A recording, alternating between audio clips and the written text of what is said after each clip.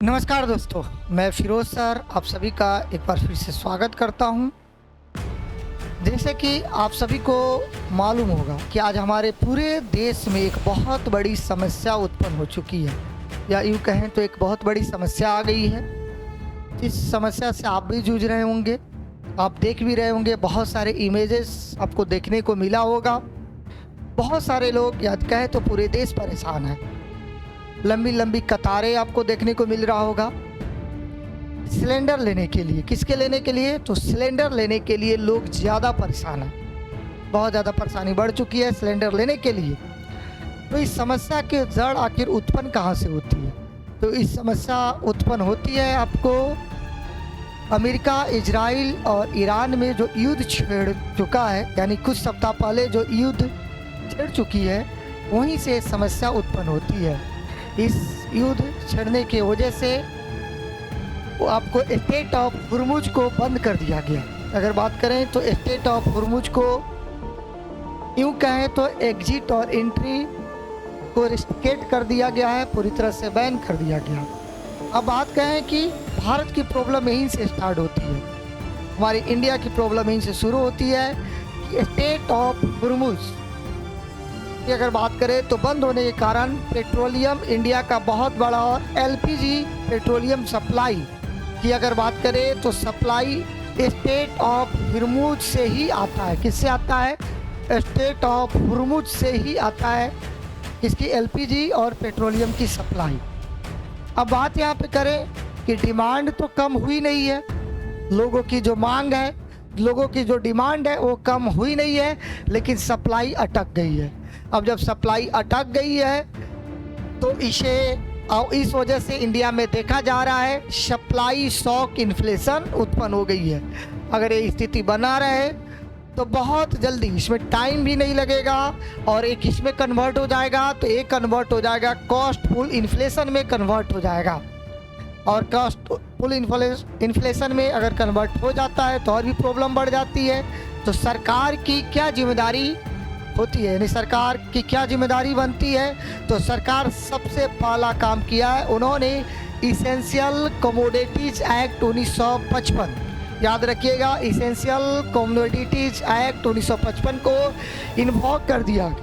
यानी essential commodities act 1955 completely power देता है सरकार को, कंप्लीट पावर देता है सरकार को कुछ चुनिंदा कमोडिटी का सप्लाई, डिस्ट्रीब्यूशन या प्रोडक्शन या फिर स्टॉकिंग पे कंट्रोल करना। क्या करना? तो सप्लाई, डिस्ट्रीब्यूशन या उसके प्रोडक्शन या स्टॉकिंग पे क्या करना? कंट्रोल करना। अगर बात करें तो कंट्रोल कर सकता है। बहुत सारे प्रोडक्ट होते हैं इसमें, खाद्य पदार्थ की अगर बात बोले जाए तो खाने पीने की चीज़ें होती है, फ्यूल, एनर्जी वगैरह वगैरह होती है। इस एक्ट को फिर से इन्वोक कर दिया गया है। और किसको एक्ट को? तो इसेंशियल कमोडिटीज एक्ट को फिर से इन्वोक कर दिया गया है। और बात कहें तो किया गया पेट्रोलियम प्रोडक्ट के ऊपर अब तक सरकार ने 2 ऑर्डर पास किए हैं। पहला ऑर्डर की अगर हम बात किया जाए तो पहला बोला है कि ऑयल रिफाइनिंग और एलपीजी जहां भी प्रोडक्शन होता है उसे बढ़ाया जाए। यानी क्या किया जाए? जहां भी एलपीजी का प्रोडक्शन होता है और ऑयल रिफाइनिंग का प्रोडक्शन होता है उसे बढ़ाया जाए, पहला ये किया है। और दूसरा सबसे बड़ा ऑर्डर की अगर बात बोले हैं तो पहली बार राशनिंग की जाएगी। यानी जो कस्टमर या बाकी यूजर्स जो हैं, जो यूज करते हैं एलपीजी के लिए, उनकी क्वांटिटी डिसाइड किया जाएगा, लेकिन नॉर्मल कस्टमर इससे परेशान ना हो।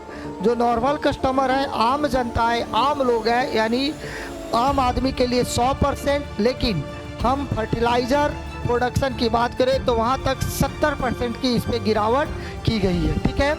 इसेंशियल कमोडिटीज एक्ट 1955 के 2 इम्पोर्टेंट सेक्शन होते हैं जो सभी को जानना चाहिए, याद रखना चाहिए। एक होता है सेक्शन 3। सेक्शन 3 कहता है सरकार को कंप्लीट पावर देती है, अगर कोई भी व्यक्ति दोषी करार किया जाए, दोषी पाया जाए या गिल्ट पाया जाए, उस पर कंप्लीट एक्शन लेने की पावर देती है, उस पर सरकार एक्शन ले सकती है।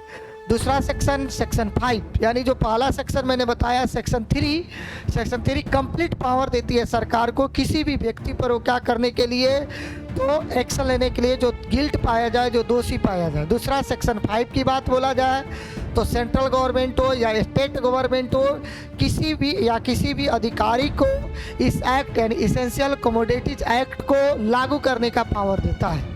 तो इसलिए ये सारी चीज़ें सरकार कर रही है, इसलिए ज़्यादा पैनिक होने की ज़रूरत नहीं है, ज़्यादा घबराने की ज़रूरत नहीं है। सरकार इसको मॉनिटरिंग कर रही है, बहुत जल्दी ये समस्या सॉल्व हो जाएगा।